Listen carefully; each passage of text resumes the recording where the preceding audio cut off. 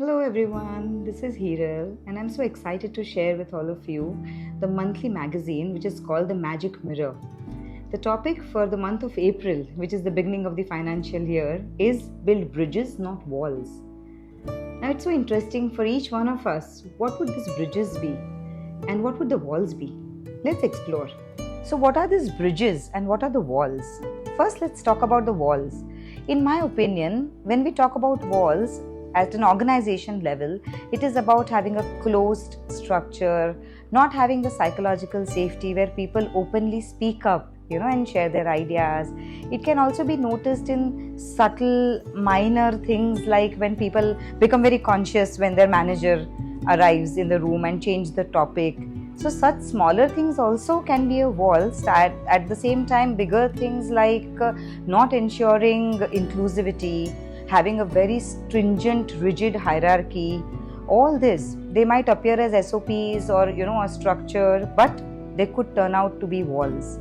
As against that, what could be some of the bridges that we can build? So bridges, I believe, can be built by having an open, honest organization where people are comfortable to be vulnerable, where people are encouraged to speak up.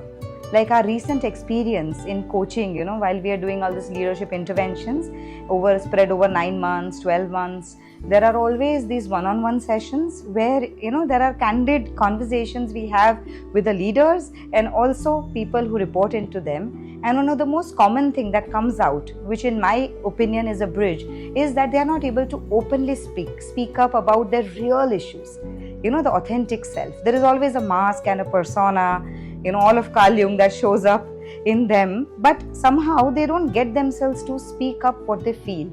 And what I've seen, how we built bridges in that case for that organization, for almost all the people in that program, is that through this one-on-one conversations, then having a three-way conversations, we encouraged a safe space for people to actually speak up what they felt.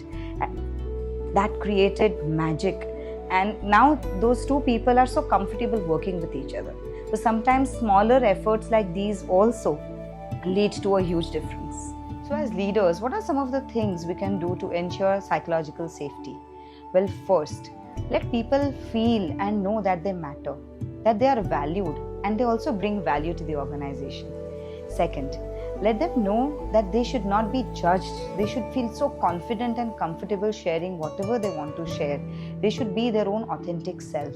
And last but not the least, let them not be a part of the drama triangle. The persecutor, the rescuer, the victim. Let them be away from it. And as we speak about building bridges, it is not just about building bridges with the external world or our external selves. It's also going within. So how can we build bridges with our own selves? I guess that is also an important question. In my opinion, if we reflect, introspect, ruthlessly scrutinize ourselves, and constantly evolve with learning, with becoming our best version 2.0, 3.0, I think we can also build bridges within and bridges on the outside. Wouldn't that be a lovely combination?